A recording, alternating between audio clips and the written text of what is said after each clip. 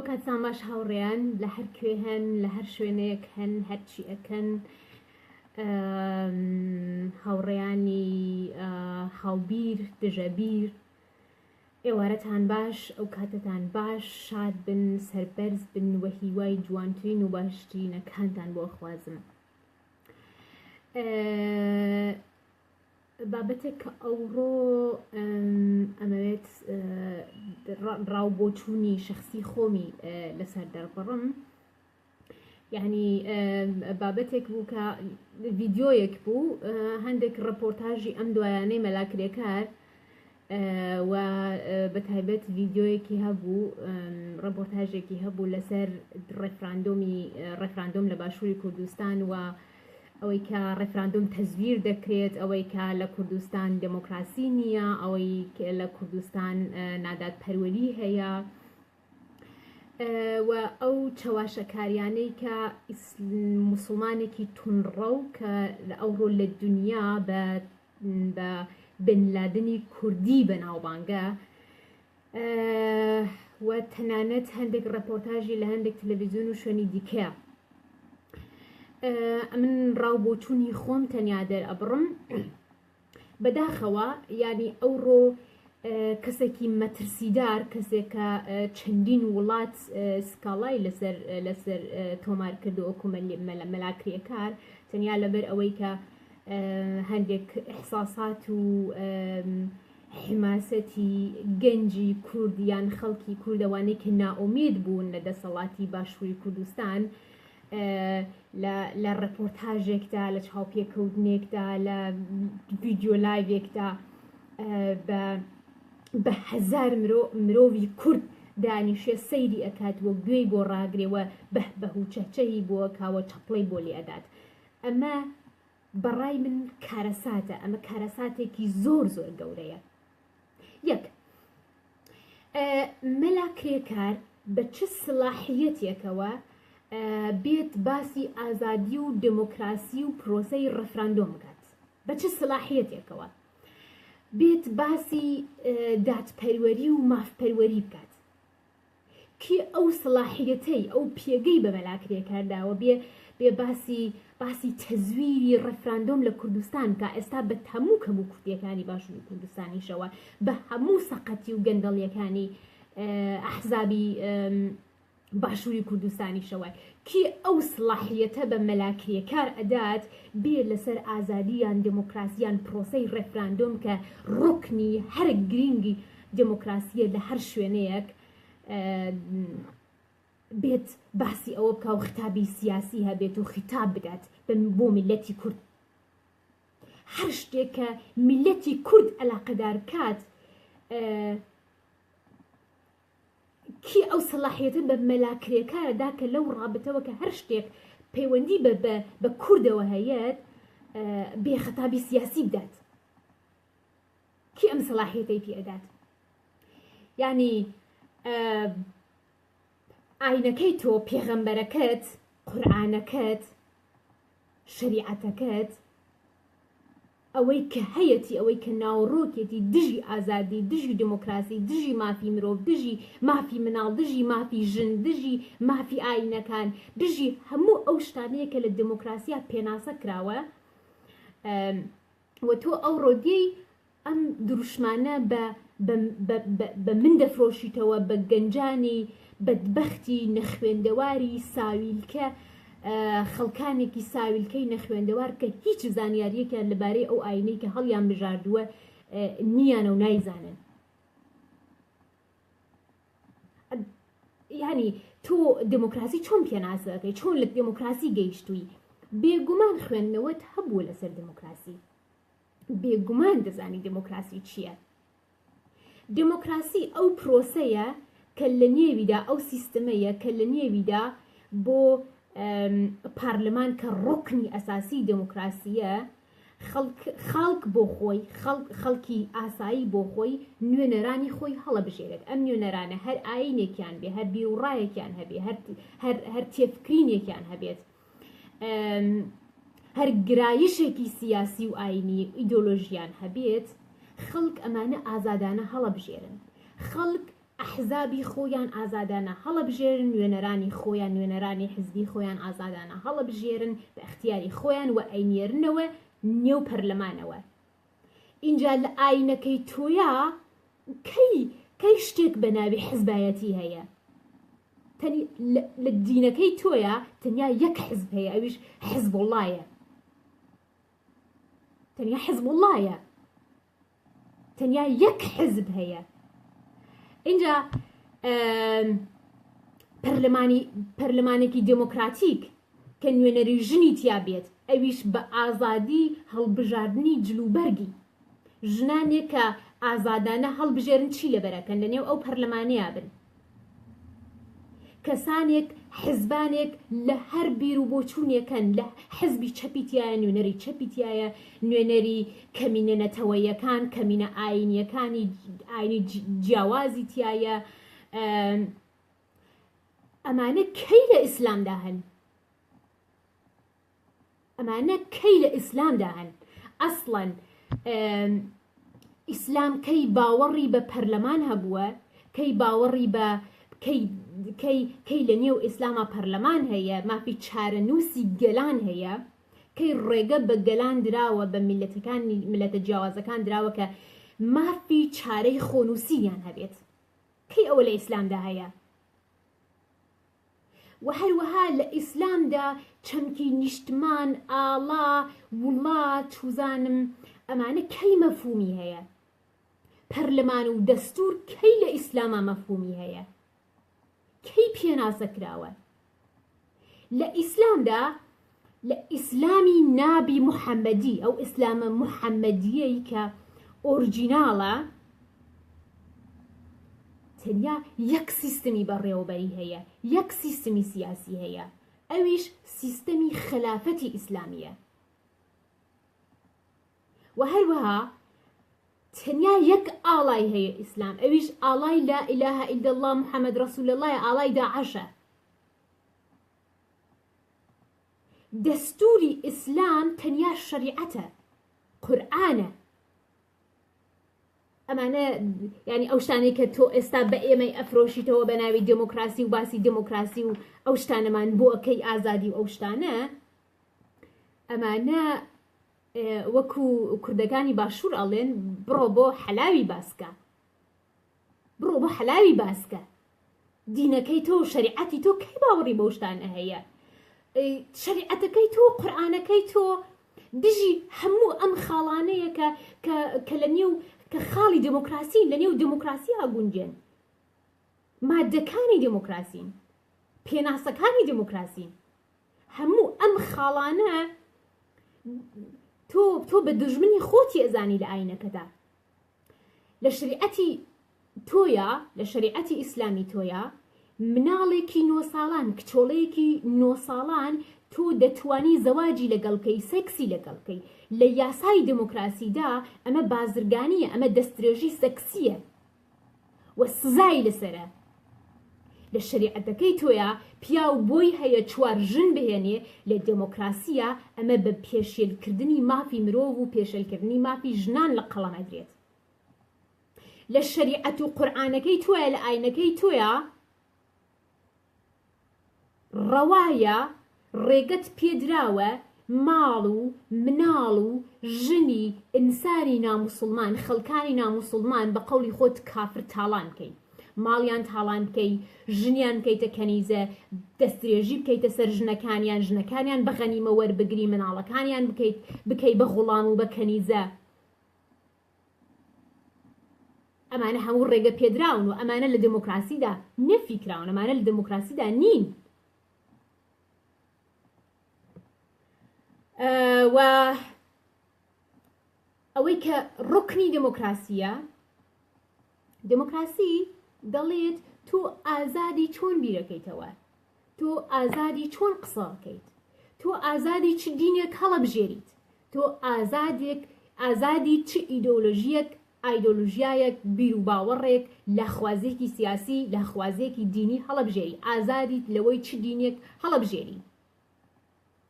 ئازادیت لەوەی کە چ شەریکێکی جنسی شەریکێکی سەکسی بۆ خۆت هەڵەبژێری تۆ مرۆڤێکی هێترۆسێکسوالی ئەتە پیاوێکی ئەتەوێت لەگەڵ ژنا سێکس بکەی ئازادی مرۆڤێکی هۆمۆسێکسوالی پیاوێکی ئەتەوێت لەگەڵ پیاوێکا بژیت سێکس بکەی لەوەیە ئازادی و ئازادیت لەوە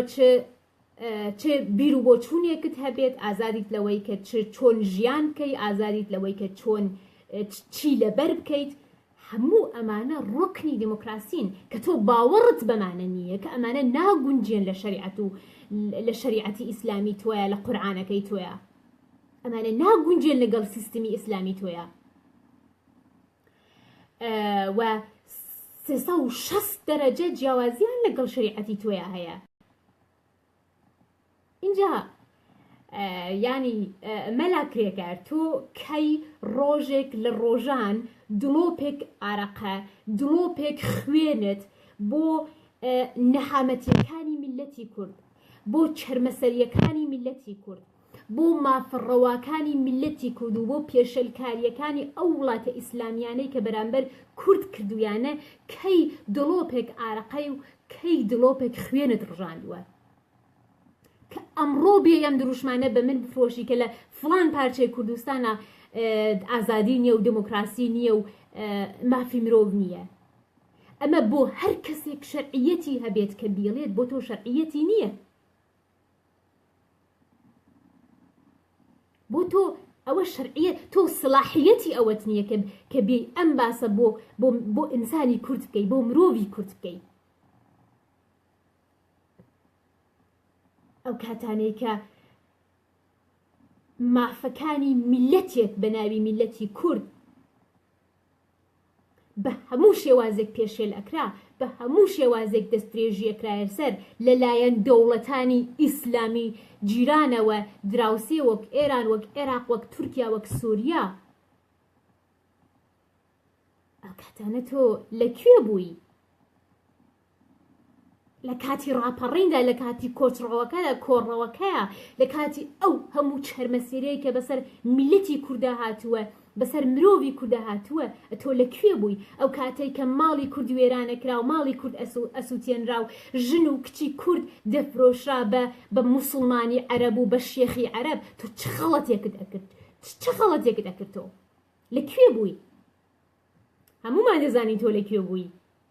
تۆ لە ئەفغانستان بووی لە پاکستان بووی لە ژێردەستی ئوستادی ئۆسامە بن لادن عەبدوڵڵا عەزام پەروەردەی جیهادی و ئیسلامیت ئەبینی پەروەردەی سەلەفی و ئیسلامیت ئەبینی و دژی بەرژەوەندیەکانی کۆمۆنیزم سۆسیالیستەکان لە ئەفغانستان و پاکستان شەڕت ئەکرد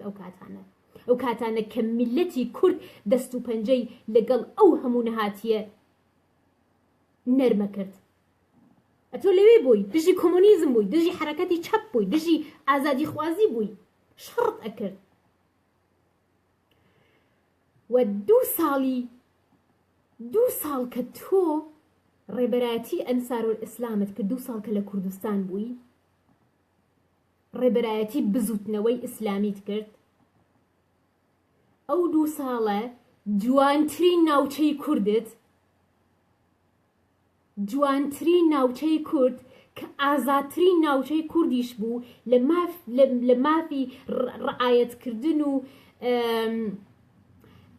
جوانی مافی هاوکاری و هاوپیشەیی و پێکەوە کارکردنی ژن و پیاوی تیا بوو جوانترین سروش لە کوردستانە تۆ کردت بە ئەفغانستان. دەستت چەقیە نییە و خوێنی سەدان ڕۆڵەی بێگوناحی کورد. 2 ساڵ تۆ لە کوردستان بووی، هەورامانت کرد بە ئەفغانستان.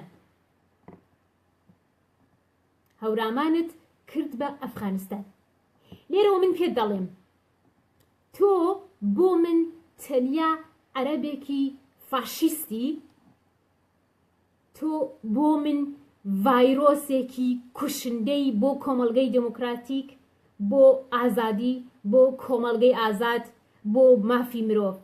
لە بەختی شەڕی کووردا، لە بەختی خراپی کووردا تەنیا بەرهەمی سێکسی ژن و پیاوێکی کوردی. چونکو دینەکەت دینێکی فاشیستە، دینەکەت فاشیزمی عەرەبیە،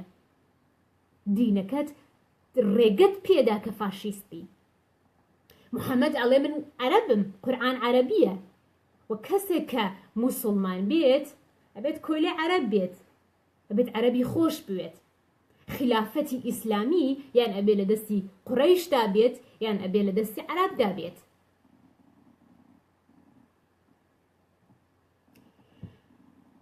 دینی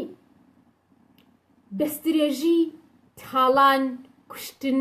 سەربڕین، دەستبڕین، سەنگسار، تێرۆری فیزیکی و تێرۆری کەسایەتی، جنێودان،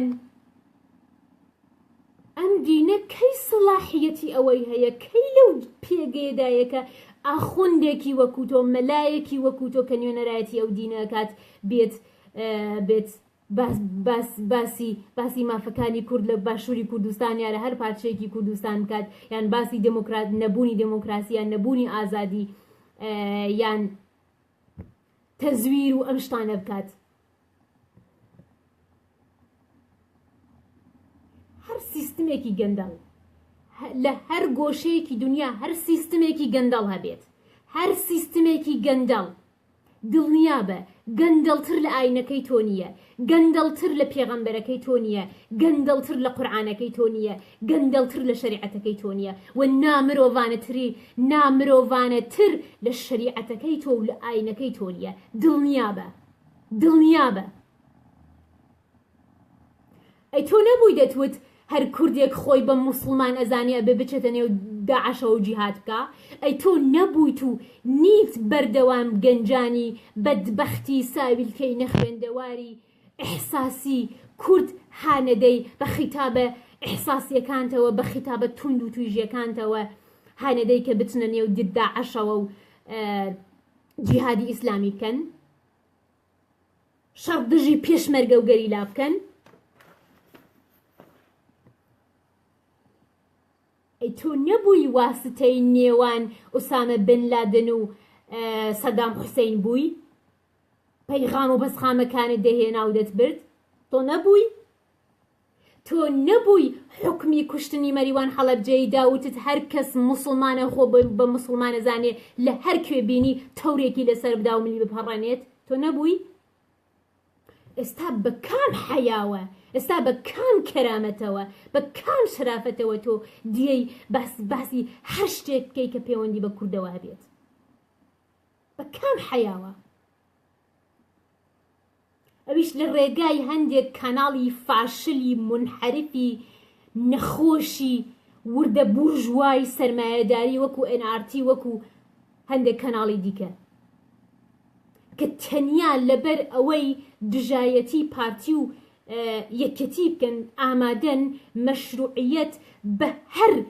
هەر ئیدۆلۆژیایەک، بە هەر فکرێک، بە هەر مرۆڤێک کە حتا ئێستا دژی بەرژەوەندی میلەتی کورد لە هەموو پارچەکانی کوردستان بووە، تەنانەت ئامادەیە تەنیا بە نرخی ئەوەی یەکێک بێت جنێ و بە یەکەتی و پارتی بدات، بە حیزبەکانی باشووری کوردستان بدات، بە دەسەڵات لە باشووری کوردستان بدات، کەناڵێکی فاشلی سەرمایەداری بورژوازی و ئامادەیە شەرعیەت بە ئیسلامی بە تێرۆریزمی ئیسلامی بدات، بێ لەگەڵ ڕەپۆرتاژ بکات، خەتابی سیاسی لێ وەربگرێت. باشە ئێوەش شەرمتان نەکرد لەو کچانە لەو ژنانەی لە هەورامان لە کاتی دەسەڵاتی بزوتنەوەی ئیسلامی و ئەنسارول ئیسلام نەیانەتوانی لە ماڵ بێنە دەرەوە، نەیانەتوانی بخوێنن، نەیانەتوانی قسە بکەن. شەرمتان نەکرد لەو هەموو باوکو و دایکەی سەری بڕاوی مناڵە بێگوناحەکانیان هاتەوە بەردەستیان؟ شەرمتان نەکرد لەو مرۆڤانەی تەنیا بە گوناحی ئەوەی پێکێک شەرابیان خواردۆتەوە 46 زەربە شەلاقیان لێ بدرێت؟ شەرمتان نەکرد لەوانە کە بێن تێرۆریستێک کە لە ئاستی نێونەتەوەیدا بە بنلادنی کوردی بەناوبانگە بێن داوەتی بکەن و ڕپۆرتاژی لەگەڵا بکەن، خیتابی سیاسی لێوەربگرن؟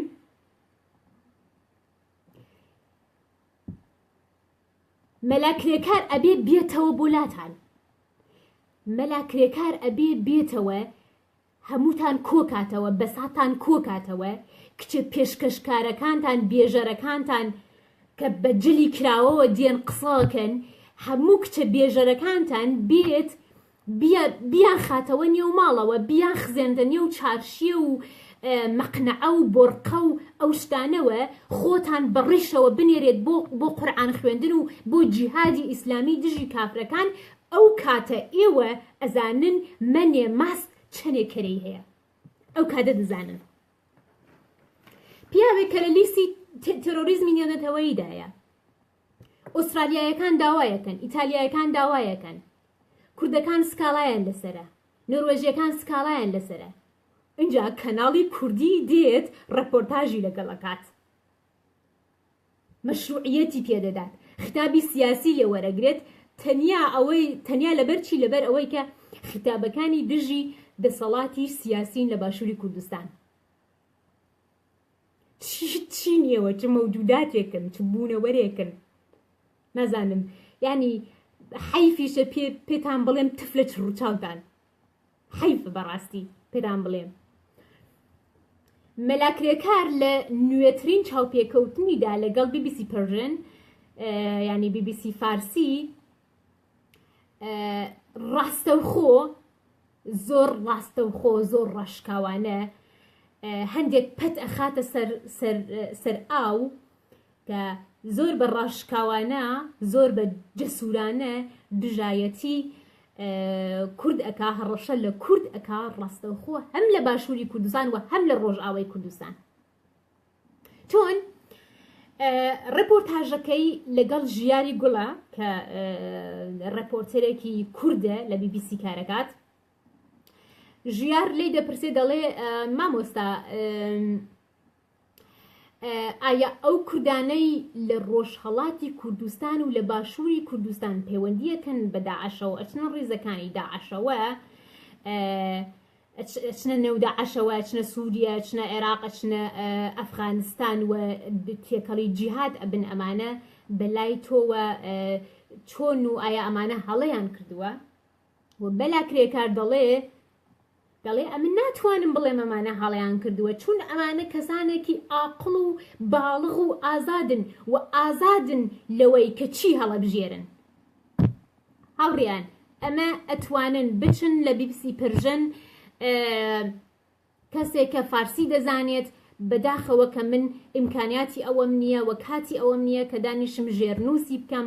دەتوانن بچن هەمووی ئەمانە بە داکیۆمنت، بە ڕاستەوخۆ لە زمانی مەلاکرێکارەوە بیبیسن. ئەمانە قسەی من نییە، لە خۆمەوە دەری ناهێنم، بۆ خۆتان دەتوانن بچن لێکۆڵینەوەی لەسەر بکەن. دەڵێ ئەو کەسانەی کە لە باشووری کوردستان کوردن، لە باشووری کوردستان لە ڕۆژهەڵاتی کوردستان پەیوەندیەکەن بە داعشەوە، دەچنە سووریە، دەچنە ئەفغانستان، دەچنە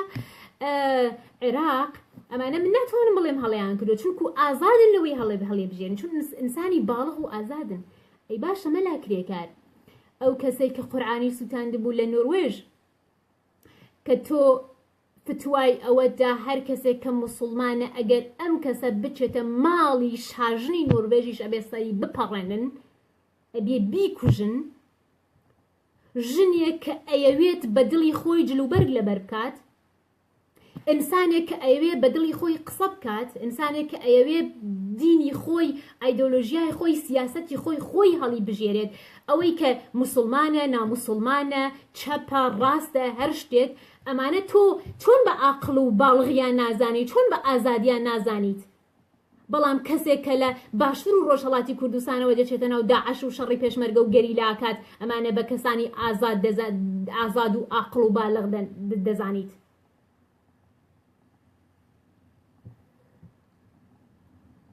ئەو کەسەی کە تەنیا پێکێک شەرا بەخواتەوە تۆ 46 زەربە شەلاقی لێ بدەی چۆن ئەوە بە عاقڵ و باڵغ نازانیت بە ئازاد نازانیت وە شەلاقی لەسەر دەدەی حکمی لەسەر ئەدەی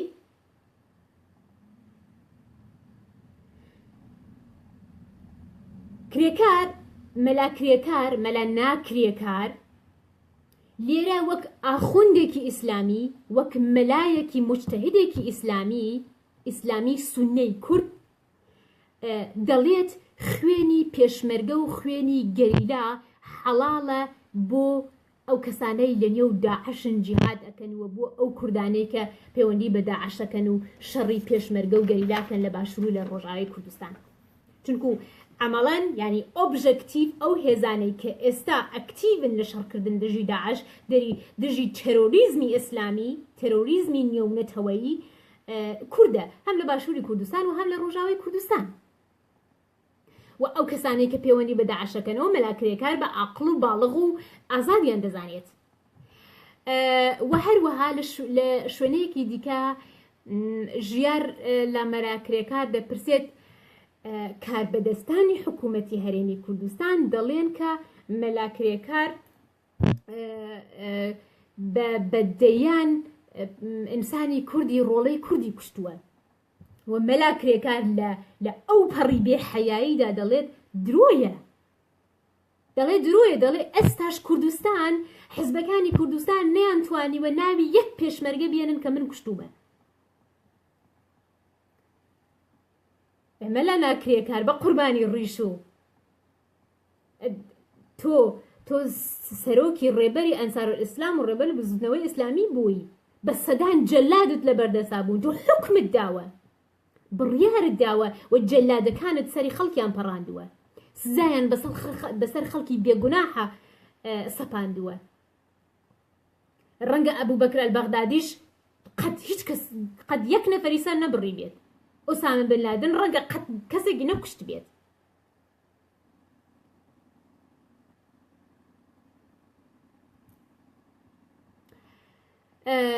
و لە شوێنێکی دیکەیە ژیار ئەپرسێت ئەوانەی لە ناو بەڕای تۆ مامۆستا بەڕای تۆ ئەوانەی لە نێو داعشا ئەمرن شەهیدن اینجا مەلاکرێکار دەیهێنێت و دەبات و دەڵێ ئەمە بابەتێکی دیکەیە و ئەمە لێرە جێگای نابێتەوە ئەمانە و مرۆڤ لەلایەن دەرووناسیەوە مرۆڤێک کە شتێکی هێنا و بردی و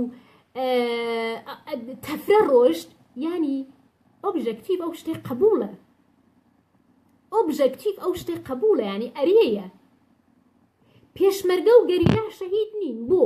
چونکو لە ئاینەکەی مەلاکرێکار لە شەریعەت و قورئانی مەلاکرێکار کەسێک شەهیدە کە لە ڕێی ئیسلام و لە نێو جیهاددا بمرێت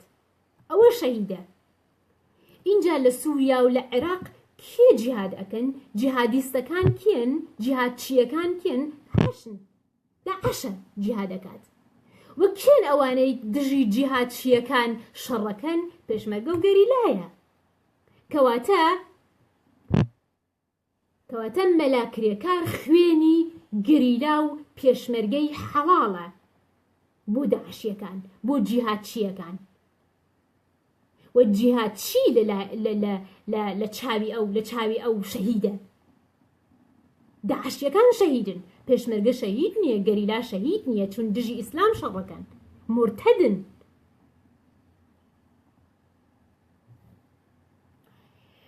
و شتێکی زۆر سرنج ڕاکێشتر لەو ڕەپۆرتاژەی ژیاری گۆڵ لەو ڕەپۆرتاژەی BBC لەگەڵ مەلاکرێکار کە زۆری سرنجی من ڕاکێشا زۆر سرنجی ڕاکێشام ئەوە بوو کە ژیار پرسیاری لێکاڵێ مامۆستا تۆ ئەگەر بێیتەوە بۆ کوردستان ناترسی بێیتەوە بۆ کوردستان؟ ئەڵبەتە پێشەوە پرسیاری لێکاڵێ ئەگەر ئێستا ئازاد بیت بگەڕێیتەوە بۆ وڵاتێک و وڵاتێک بۆ ژیان هەڵبژێری چیەکەی؟ دەڵێ هەر ئێستا هەر ئەو شەو تیکەتی فڕۆکەی کوردستان ئەگرم و ئەچمەوە بۆ کوردستان. دڵێ ناترسی بچیتەوە بۆ کوردستان، لە کوردستان زۆر کەس دژیتوان، زۆر حیز دژیتوان. و مەلا کرێکار دەڵێ من بگەڕێمەوە بۆ کوردستان بە چەک دەگەڕێمەوە بۆ کوردستان، بێ چەک ناگەڕێمەوە بۆ کوردستان، بە چەک ئەگەڕێمەوە بۆ کوردستان. مەلا کرێکار دەڵێ کوردستان شوێنی یاسا نییە، ئەگەر من گەڕامەوە بۆ کوردستان بە چەک ئەگەڕێمەوە بۆ کوردستان. لێرە پەیامی مەلا کرێکار چییە؟ ئەیوێت چی بە ئینسانی کورد، چی بە حیزبەکانی کورد بگەێنێت؟ سبەینێ دوو سبەینێ گەر ڕێگە خۆش بوو مەلا کرێکار هاتەوە بۆ کوردستان، کەواتە مەلا کرێکار هەر لە ئێستاوە خەریکە ئیش بۆ ئەوە کات کە داعەشێکی تر، کە ئەنسارۆل ئیسلامێکی تر، کە بزوتنەوەیەکی ئیسلامی دیکە لە کوردستان دروستکەوە هەر لە ئێستاوە کاری بووەکە و هەر لە ئێستاوە ئیش لەسەر مێشکی بەدبەختی نەخوێندەواری گەنجی کورد ئەکا لە بەتایبەت لە باشوور و لە ڕۆژهەڵاتی کوردستانەوە. ئەمە مەسەجێکی زۆر ئاشکرا، زۆر ڕوون و زۆر دایرەکتە لە مەلا کرێکارەوە بۆ حیزبەکانی باشووری کوردستان و بۆ دەسەڵاتی هەرێمی کوردستان.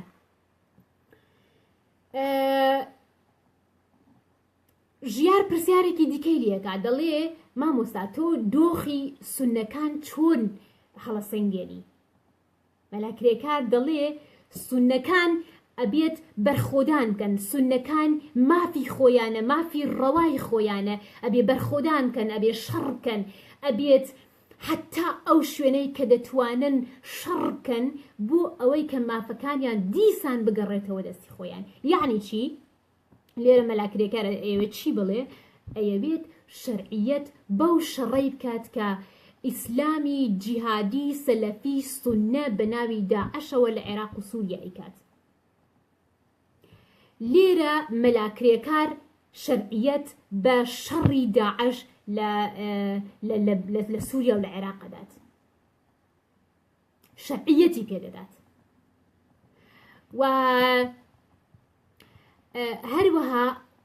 ئاماژەش بەوە ئەکات کە ئێران پرۆژەیەکی وای لەدەستایە، پرۆژەی هیلالی شیعەی لەدەستایە. مەلا کرێکار باسی ئەوە کا، دەڵێ ئێران پرۆژەی هیلالی شیعەی لەدەستایە، بە یارمەتی شیعەکانی عێراق، بە یارمەتی شیعەکانی سووریە، بە یارمەتی شیعەکانی لوبنان، بە یارمەتی شیعەکانی یەمەن دەیانەوێ هیلالی شیعە دروستکەن لە ڕۆژهەڵاتی ناوەڕاست. و هەروەها ئاماژەش بەوە ئەکات کە ئێران بەم پرۆژەیەوە، پرۆژەی هیلالی شیعەوە کەڵک وەرئەگرێ لە هەندێک حیزبی مرتەدی کوردی وەکو یەکێتی وەکو پەکەکە. بە ئاشکرا دەڵێت حیزبی مرتەدی کوردی، حرەکەتی مرتەدی کوردی وەکو یەکێتی و وەکو پەکەکە.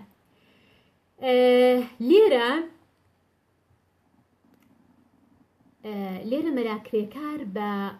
بە سەختی دژایەتی خۆی بەرامبەر بە ڕۆژئاوای کوردستان ئەکات. یعنی شەڕی ئیسلامی سەلەفی جیهادی سوننە بە ناوی داعەش بە شەڕی حەق لە دژی باتڵ دەزانێت. یعنی داعەش حەقا کە دژی هیلالی شیعە، دژی بەرژەوەندی شیعەکان شەڕەکات و چونکو کوردیش لەو بەرێدایە، بەتایبەت کوردی باشوور و تەنانەت پەکەکە لە ڕۆژئاوای کوردستان، کەواتە زۆر گونجاوە، زۆر حەڵاڵە، زۆر ڕەوایە کە داعەش شەڕی کوردەکان کا لە ڕۆژئاوای کوردستان، شەڕی پەکەکە بکە لە ڕۆژئاوای کوردستان، چونکو پەکەکە بە حیزبێکی مرتەدی کوردی دەزانێت، بە ناموسڵمان دەزانێت، چونکو چەپن.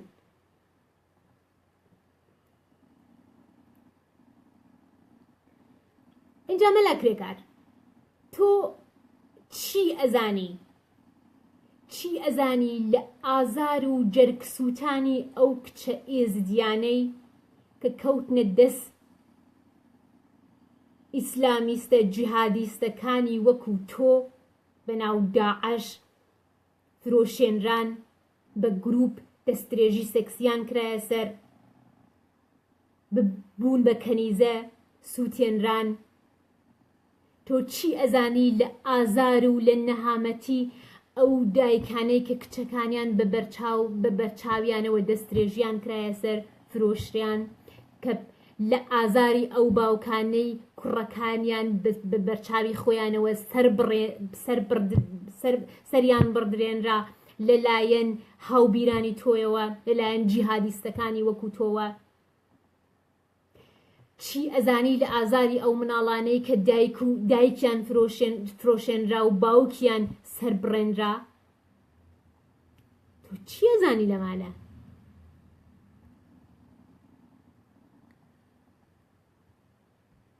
بێگومان تێناگەی لەمانە چونکو خوداکەی تۆ ئاینەکەی تۆ پێغەمبەرەکەی تۆ ئیسلامەکەی تۆ هەموو ئەمانەی بەڕەوا داناوە هەموو ئەمانە شەرعیەتی پێدات ئیدۆلۆژیزەیە کات کام خوددا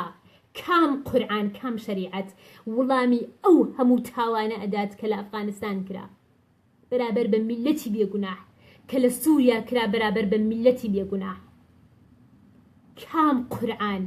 کام شەریعەت و کام خودایی کام ئاین وڵامی ئەو هەموو بەدبەختیە و ئەو هەموو نەهایەتی مرۆڤە بێگوناحەکانەدا ژنە بێگوناحەکانەدا دایکە بێگوناحەکانەدا پیاوە بێگوناحەکانەدات لە سووریا و لە عێراق و لە ئەفغانستان و لە ئەملا و لە ئەولا و ئێستاش لە ئەو پەڕی بێحەیایی لە ئەو پەڕی بێکرامەتی هەستاوی دیسان بە یاریکردن بە هەستی گەنجانێکی نائومید گەنجانێکی نەخوێندەوار گەنجانێکی بەدبەخت خەڵکانێکی بەدبەخت و نەخوێندەوار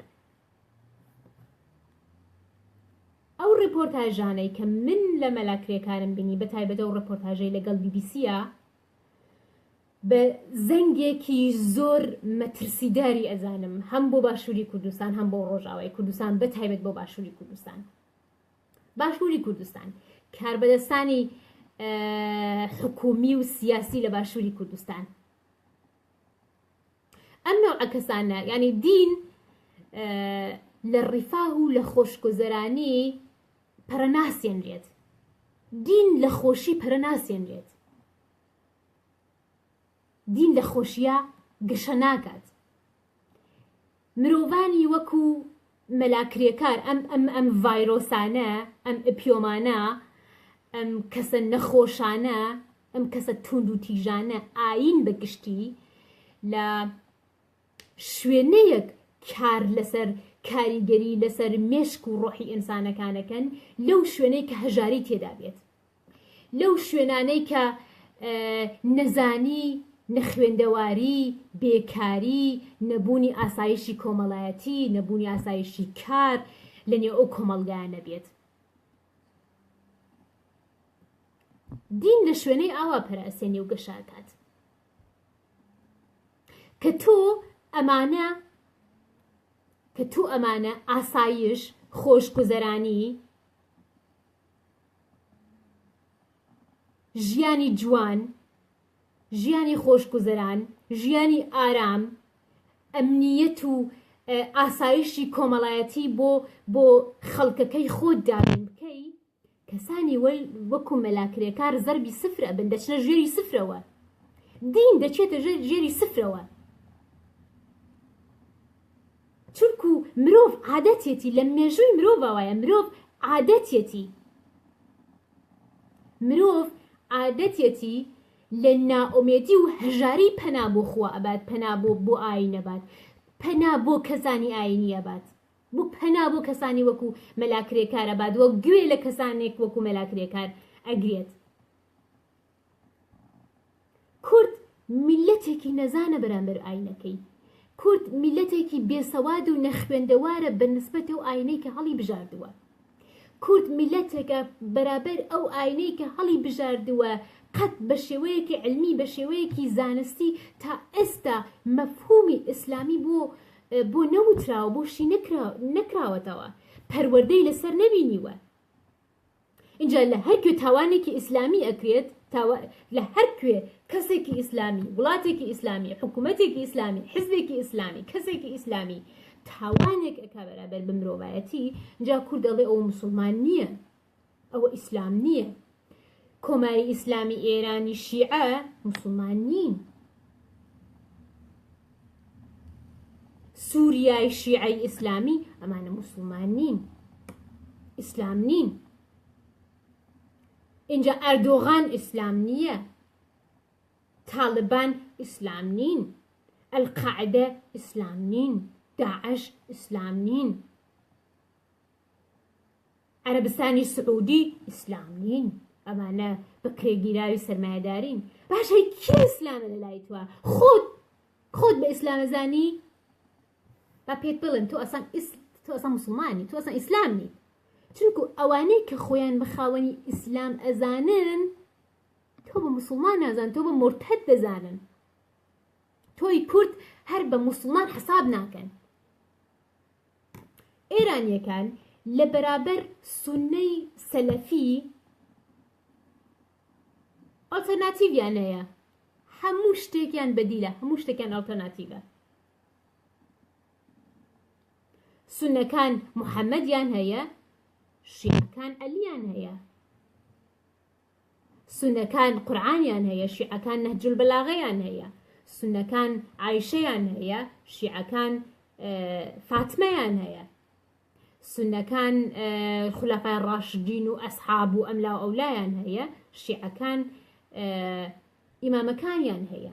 سونەکان مەکە و مەدینەیان هەیە شیعەکان کەربەلا و نەجەفیان هەیە ئەمانە هەموو بەدیلن هەموو قبول نەکردنی هەموو ئالتەرناتیڤن لە بەرابەر سونەی سەلەفی سونەی تونڕە و عەرەبەکان کە دینی خۆیانە منەتیان بە تۆ نییە دینی خۆیانە تورکەکان خۆیان بە خاوەنی ئیمپایری ئیسلامی ئەزانن خۆیان بە هەڵگری میراتی ئیمپایری ئیسلامی عوسمانی ئەزانن تۆی کوردی بەدبەختی نەخوێندەوار لە دینەکەتە کە تۆ بە هەمە ئەمانە ئەڵێ ئیسلام نین دەڵێ ئیسلامین ئەمانەکە ئیسلامن و بووی بە باوەژنی میهرەبانتر لە دایک بووی بە باوەژنی میهرەبان لە دایکتر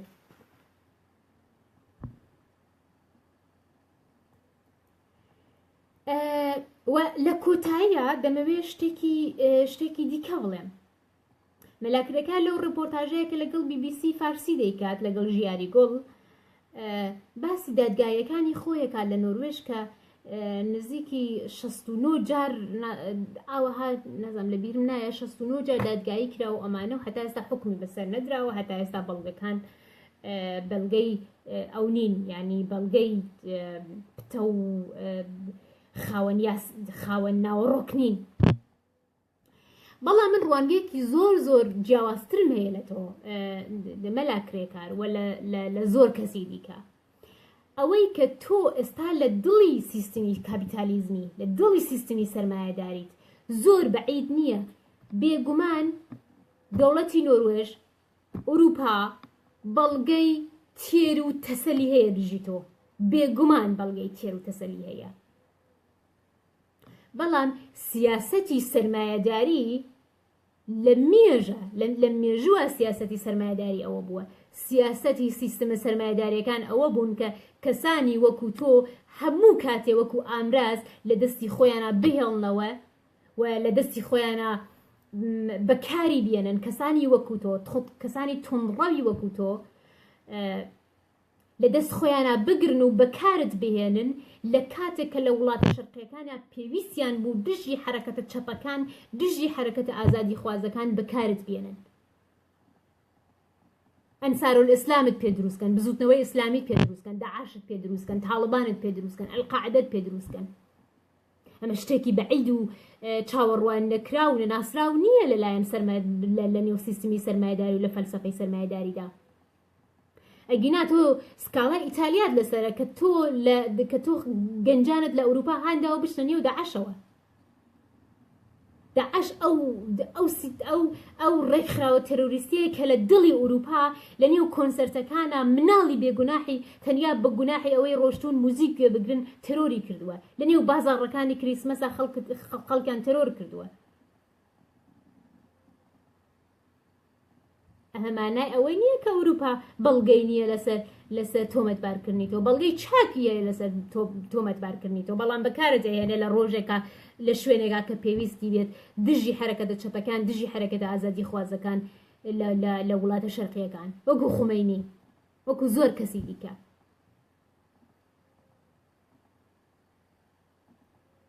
هاوڕێیان سپاسان دەکەم لەگەڵما بوون، گوێتان گرت، کاتاندانا. سڵاو و ڕێز و خۆشەویستیم بۆ هەموو لایەکتان هەیە، هیوای باشترین و جوانترینتان بۆ خوازم لە هەر کوێ هەن. شاد و ئازاد و سەربڵند بن. شەو شاد.